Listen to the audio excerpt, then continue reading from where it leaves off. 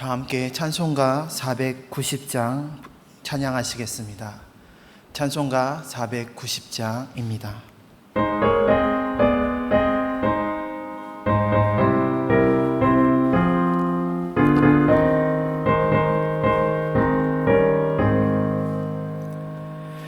주여 지난 밤 내 꿈에 배었으니 그 꿈 이루어 주옵소서. 밤과 아침에 계시로 보여주사 항상 은혜를 주옵소서. 나의 놀라운 꿈 정녕 남이 끼는 장차 그 은혜 받을 편이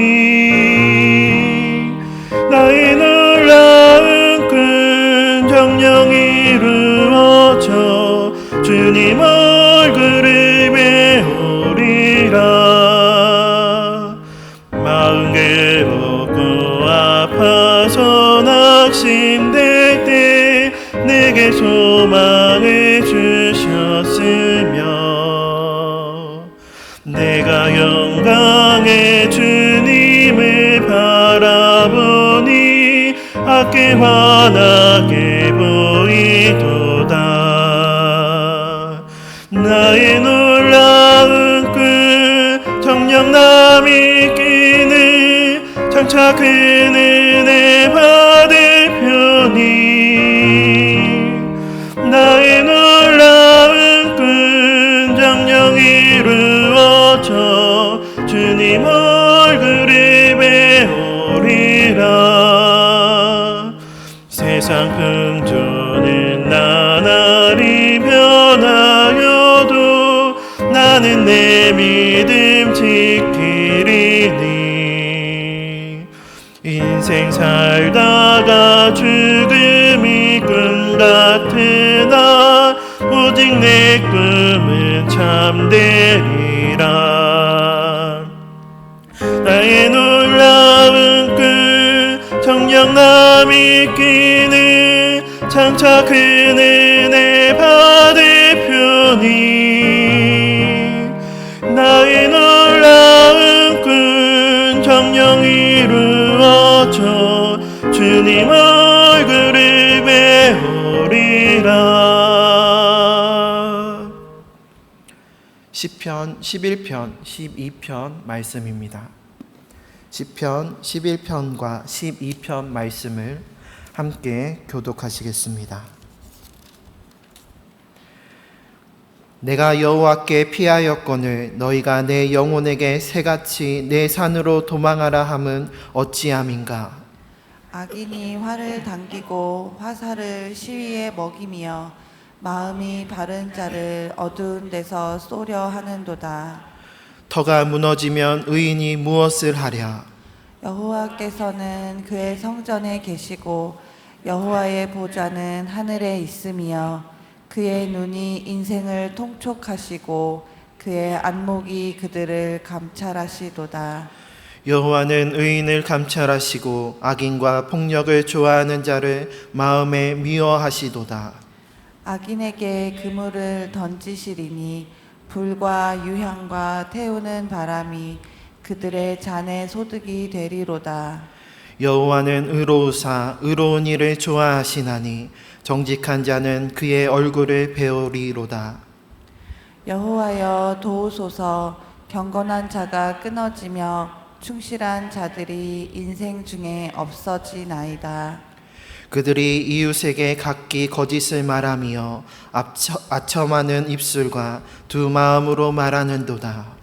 여호와께서 모든 아첨하는 입술과 자랑하는 혀를 끊으시리니 그들이 말하기를 우리의 혀가 이기리라. 우리 입술은 우리 것이니 우리를 주관할 자 누구리요 함이로다. 여호와의 말씀에 가련한 자들의 눌림과 궁핍한 자들의 탄식으로 말미암아 내가 이제 일어나 그를 그가 원하는 안전한 지대에 두리라 하시도다. 여호와의 말씀은 순결함이여 흙 도가니에 7번 단련한 은 같도다. 여호와여 그들을 지키사 이 세대로부터 영원까지 보존하시리이다. 비열함이 인생 중에 높임을 받는 때에 악인들이 곳곳에서 날뛰는도다. 아멘. 오늘 우리가 읽은 시편 11편과 12편의 주제는 다음과 같습니다. 먼저 11편은 여호와께 피하는 의인의 확신에 대한 다윗의 시로, 시의 장르로는 지혜시에 해당이 됩니다. 또 이어지는 12편은 거짓이 만연한 시대에 드리는 의인의 호소와 믿음에 대한, 이 또한 다윗의 시이며 지혜시에 해당합니다. 오늘은 이 가운데 11편의 말씀을 함께 나누고자 합니다. 다윗의 인생을 되돌아보면 참으로 다사다난한 인생이었습니다. 특히 원수와 대적들에게 쫓기는 삶을 살아야 했습니다. 자신을 질투하여 죽이려는 사울의 추적을 피해 약 4년에 달하는 도피 생활을 해야 했고, 또 이스라엘의 왕으로 즉위한 후에도 아들 압살롬의 배반으로 인하여서 또다시 도피 생활을 해야 했습니다. 참으로 계속해서 원수들과 대적들의 위협에 도망쳐야만 하는 그러한 삶이었습니다. 시편 11편은 이처럼 다윗이 원수와 대적들로부터 피신하는 상황 속에서 쓰여졌습니다. 자신을 잡아 죽이려는 악인의 위협 속에서 속히 몸을 피해야 하는 절체절명의 상황 속에서 다윗은 하나님만을 의지하며 여호와께로 피신하였습니다. 하지만 다른 사람들은 산으로 도망하라고 하였습니다. 오늘 1절 말씀을 세 번역으로 다시 한번 읽어보겠습니다. 내가 주님께 피하였거늘 어찌하여 너희는 나에게 이렇게 말하느냐?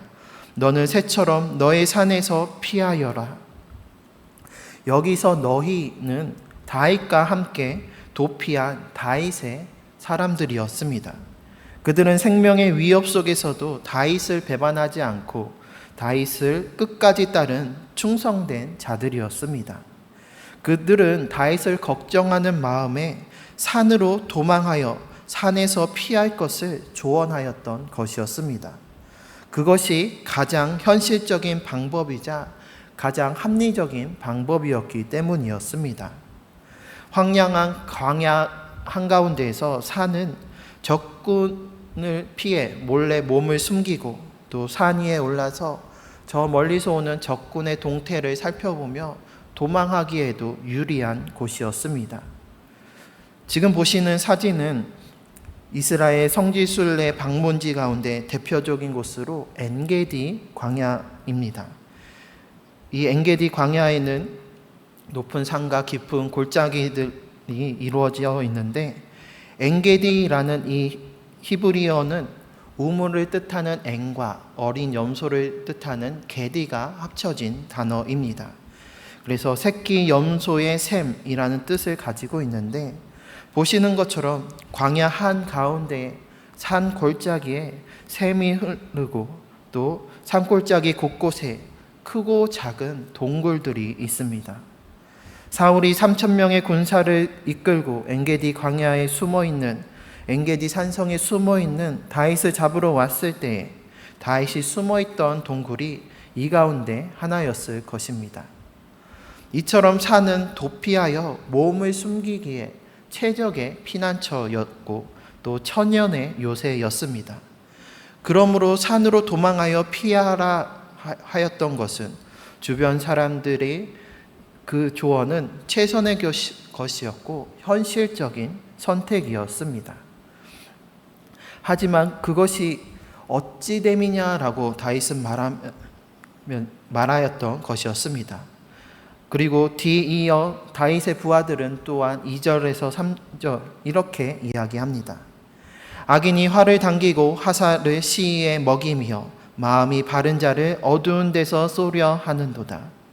지금의 다윗이 처한 상황은 사냥꾼이 새를 잡기 위해서 화살을 겨눈 것과 같은 상황이었습니다. 원수된 악인이 어두운 곳에, 보이지 않는 곳에 숨어서 언제 쏠지 모르는 그 화살을 당기며 우리를 호시탐탐 노리고 있는 위급한 상황이었습니다. 이러한 상황 속에서 다윗의 부하들은 하나님을 의지하기보다 먼저 산으로 피해야 한다라는 현실적인 방법을 조언하였던 것이었습니다. 그리고 3절에서 이어 말하기를 터가 무너지면 의인이 무엇을 하랴. 여기서 사용된 터라는 단어는 히브리어로 구약의 단 2곳에서만 사용이 되었습니다. 오늘 본문과 함께 이사야 19장 10절에서 사용이 되었는데, 이사야서에서는 이 터라는 단어가 기둥으로 번역되어 있습니다. 즉 터라고 하는 것은 삶의 밑바탕이 되는 토대, 삶을 지탱해주는 기둥을 뜻합니다. 터가 무너지면 의인이 무엇을 하랴라는 말처럼 악인들로 인하여 삶의 토대가 무너지고 삶의 기둥이 쓰러지게 되었습니다. 악인들로 인하여 세상의 법과 정의와 도덕이 무너지고 세상의 기초가 흔들리고 불의와 죄악이 가득한 상황에서 의인이 할 수 있는 게 무엇이냐라는 것이 그 부하들의 말이었고, 그 가운데는 그러한 현실 가운데 느끼는 무력함과 좌절과 탄식이 섞여져 있었습니다. 하지만 다윗은 이러한 상황 속에서 좌절하고 낭망하는 것이 아니라 하나님을 의지하며 하나님께로 피하였습니다. 세상을 토대 삼고 세상을 기둥 삼는 것이 아니라 하나님만을 토대 삼고 하나님만을 기둥 삼았습니다. 하나님만을 의지한 것은 바로 하나님께서 모든 인생을 통촉하시고 감찰하시는 정의롭고 공의로우신 하나님이시기 때문입니다. 4절에 다윗이 이르기를 여호와께서는 그의 성전에 계시고 여호와의 보좌는 하늘에 있으며 그의 눈이 인생을 통촉하시고 그의 안목이 그들을 감찰하시도다. 악인들이 어두운 데 숨어서 마음이 바른 자를 쏘려 한다 할지라도 모든 인생을 통촉하시고 감찰하시는 하나님의 시선을 피할 수 없습니다. 하늘 보좌에서 감찰하사 의인과 악인을 가려내십니다.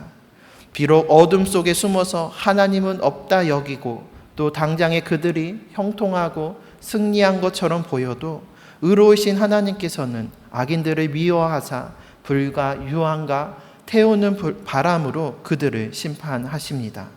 그리고 의인에 대해서는 7절과 같이 말씀하십니다. 여호와는 의로우사 의로운 일을 좋아하시나니 정직한 자는 그의 얼굴을 배우리로다. 다윗은 세상과 현실을 바라보지 않고 오직 하나님만을 바라보는 자였습니다. 세상의 환난과 원수의 위협 속에서도 바르고 곧게 정직하게 하나님만을 바라보았습니다. 세상을 토대 삼지 않고 하나님을 토대 삼으며 하나님만 의지하며 하나님께 피하였던 자였습니다. 우리도 다윗과 같이 주님만 바라보며 우리의 참된 피난처요 피할 바위가 되시고 요새가 되시며 산성이 되시는 주님만을 의지하는 우리 모두가 되시기를 바랍니다. 오늘 다윗이 겪고 있는 다윗과 같은 그 환난과 시험의 때는 누구에게나 찾아옵니다. 그리스도인이라고 해서 구원받은 자라고 해서 삶에 아무런 문제가 전혀 없을 순 없습니다. 그리스도인도 세상 사람들과 마찬가지로 예기치 못한 사고와 사건을 겪을 수 있고 또 여러 가지 질병으로 인하여 아파하며 때로는 이해할 수 없는 고난과 또 환난이 우리를 찾아오기도 합니다. 하지만 세상 사람들과 우리 그리스도인들이 구별되는 것은 그러한 삶의 문제와 어려움 속에서 세상 사람들은 그 현실만을 바라보며 좌절하고 낭망할 수밖에 없지만 그리스도인들은 그 가운데서도 하나님을 바라보는 자입니다. 우리를 감찰하시는, 우리를 바라보시는 하나님만을 바라보며 하나님을 의지함으로 하나님께 피하여 하나님께서 주시는, 주님께서 주시는 위로와 평안을 누릴 수 있는 그 특권을 가진 자들이 바로 우리입니다. 저는 오늘 말씀을 준비하면서 주만 바라볼지라 라는 찬양이 떠올랐습니다. 이 곡이 만들어진 것이 1985년, 86년경으로 거의 40년 가까이 지금까지 불려지면서 많은 은혜를 끼치고 있습니다. 이 찬양의 후렴구 가사는 이러합니다. 하나님 사랑의 눈으로 너를 어느 때나 바라보시고 하나님 인자한기로서 언제나 너에게 기울이시니 어두움에 밝은 빛을 비춰주시고 너의 작은 신음에도 응답하시니 너는 어느 곳에 있든지 주를 향하고 주만 바라볼지라. 저는 이 찬양의 가사를 다시금 보면서 혹시 이 찬양을 작사하신 분이 오늘 시편 11편의 말씀을 묵상하면서 작사한 것은 아닌가 확인하고자 인터넷에서 자료들을 찾게 되었습니다. 그 가운데 이 찬양이 만들어진 배경과 그 뒷이야기를 새롭게 알게 되었습니다. 그 내용을 소개시켜드리면 다음과 같습니다. 이 찬양의 작곡가이자 작사가는 박성호 집사님입니다. 이 집사님은 젊은 시절에 경제적으로 또 영적으로 어려운 시기에 하나님께 위로를 받고 이 찬양을 짓게 되었습니다. 박 집사님의 말을 그대로 표현을 하면 곡을 만든 건 1985년인가 86년이었어요. 서울 상계동 달동네에서 살고 있었는데 계절은 추위가 몰아치는 겨울이었고 폐결핵을 앓고 계시는 아버지를 대신해 집안 경제도 책임지랴 공부하랴 너무 힘든 시기였죠. 하지만 박 집사님은 이러한 어렵고 힘든 상황 속에서도 창문을 열면 펼쳐지는 그 자연 속에서 하나님의 음성과 하나님의 임재하심을 느끼며 하루하루를 살아갔습니다. 그러면서 고백하기를 어느 날 뒤돌아보니 언제나 주님께 도와달라고만 기도했지 내가 과연 하나님이 좋아하실 만한 일을 무엇을 했을까라는 죄송스러운 마음이 생겼다고 합니다. 그러면서 하나님은 나의 작은 아픔도 알아주시고 치유해 주시는데 그럼 생각 끝에 하나님이 기뻐하시는 일은 내가 주님만을 바라보는 것이구나 라는 그 깨달음으로 이 찬양을 지었다고 합니다. 그래서 이 찬양을 작사 작곡하고서 교회 목사님께 달려가서 이 찬양을 교회에서 부를 수 있을까 했지만 목사님께서는 대중적인 멜로디가 교회와 맞지 않다고 하면서 부르지 않는 게 좋겠다라고 이야기했다라고 합니다. 그 당시에는 교회에서 기타와 드럼 치는 것조차 허락되지 않았던 시기였기 때문이었습니다. 그래서 이 곡은 세상에 발표되지 못하고 영원히 묻힐 뻔하였습니다. 그런데 우연한 기회로 이 찬양이 세상 가운데 발표되게 되었습니다. 대학 동창으로 알고 있던 친구가 어느 날 자신이 이끄는 합창단에서 부를 곡을 좀 달라고 요청을 해왔던 것이었습니다. 그래서 주만 바라볼지라와 다른 곡을 친구에게 전해 주었고 그 친구를 통해서 이 찬양이 사람들의 입에서 입으로 전해지면서 많은 이들의 통해서 불려지게 되었던 것이었습니다. 그런데 이 곡은 오래 기간 동안 작자 미상의 곡으로 알려져 왔습니다. 왜냐하면 이 곡을 지은 박성호 집사님이 교회를 떠났기 때문이었습니다. 그가 말씀하기를 그전 신앙은 사람을 보고 좌지우지 되는 부분도 많았어요. 사람에게 배신당한 후에 아예 교회의 발을 끊고 지냈죠. 그 사람들에게 인한 그 배신감으로 인해서 서울을 떠나고 교회를 떠나 충청도로 내려가서 지냈다라고 합니다.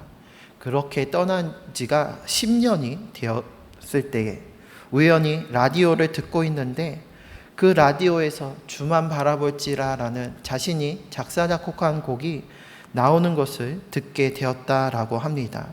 그리고 그때쯤에 자신을 다시 주님께로 인도하시는 분을 만나면서 다시 하나님께로 나아올 수 있게 되었다고 합니다.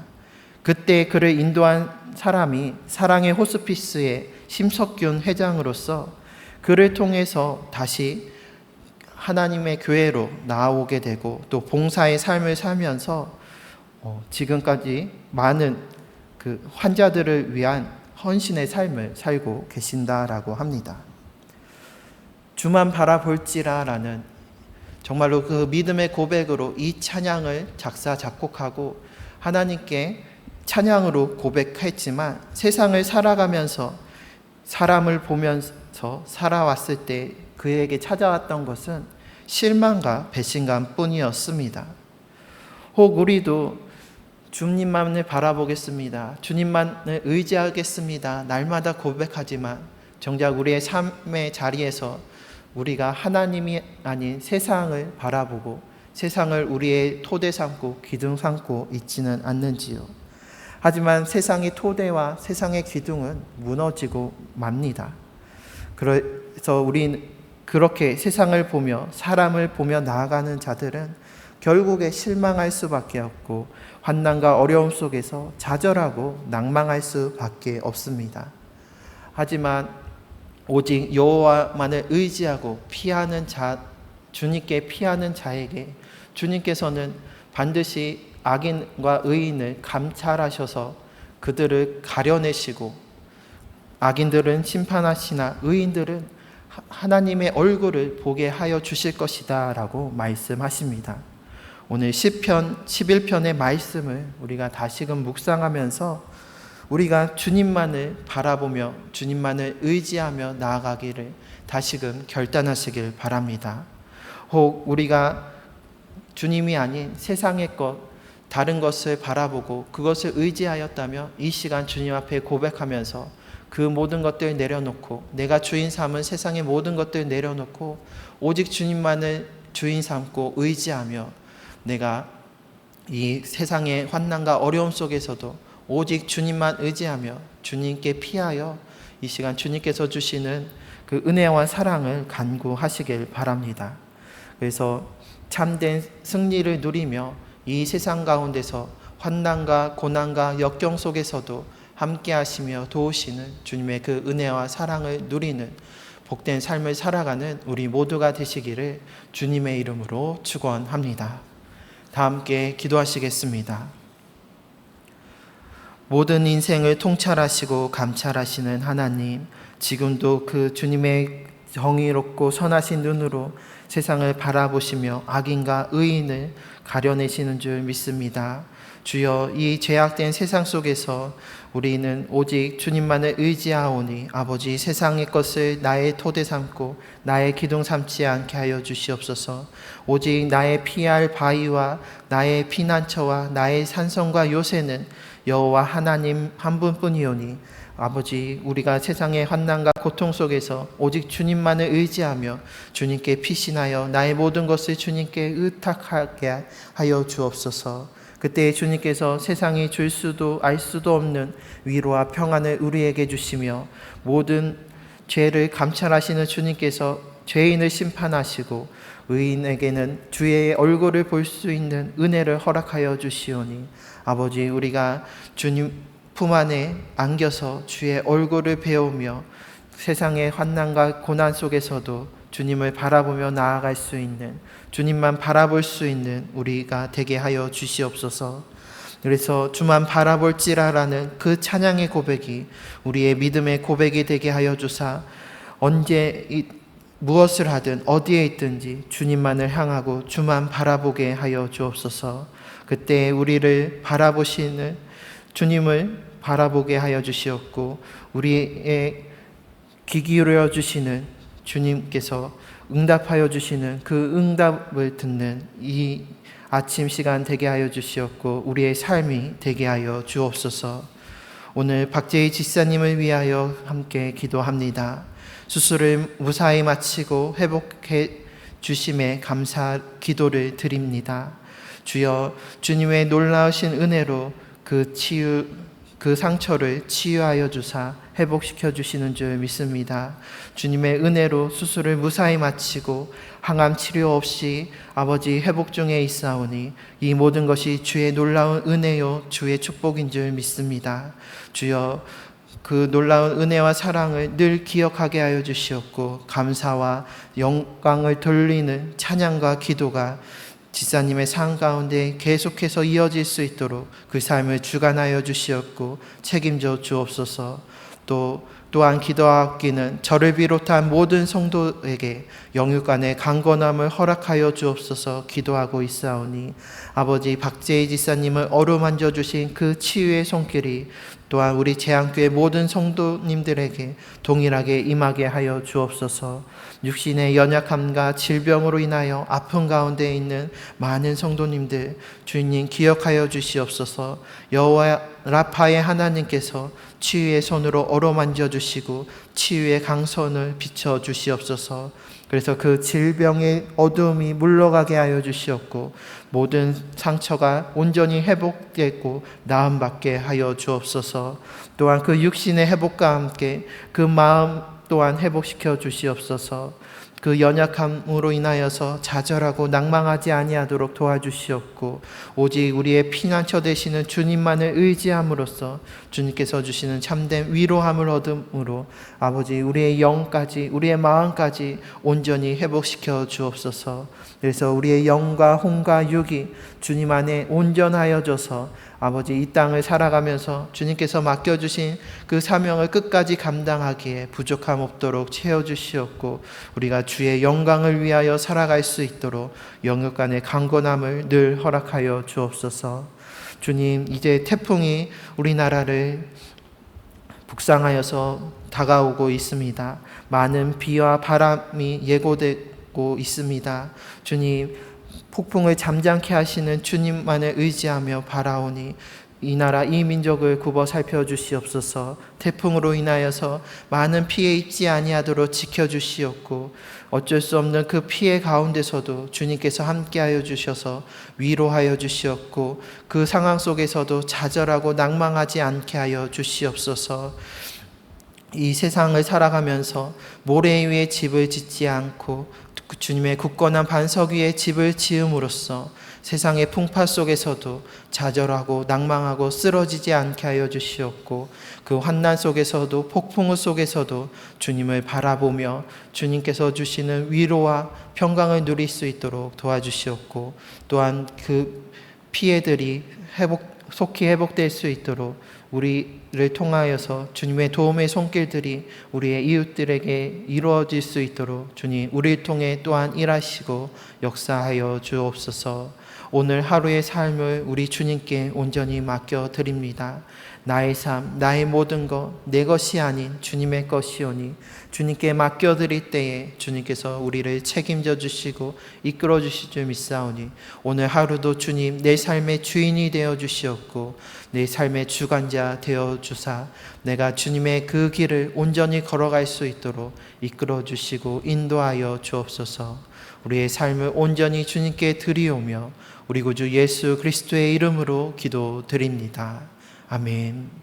하늘에 계신 우리 아버지여, 이름이 거룩히 여김을 받으시오며 나라가 임하옵시며 뜻이 하늘에서 이루어진 것 같이 땅에서도 이루어지이다.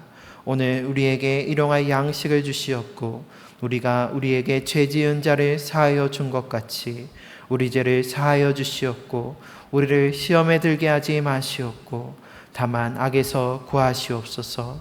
나라와 권세와 영광이 아버지께 영원히 있사옵나이다. 아멘.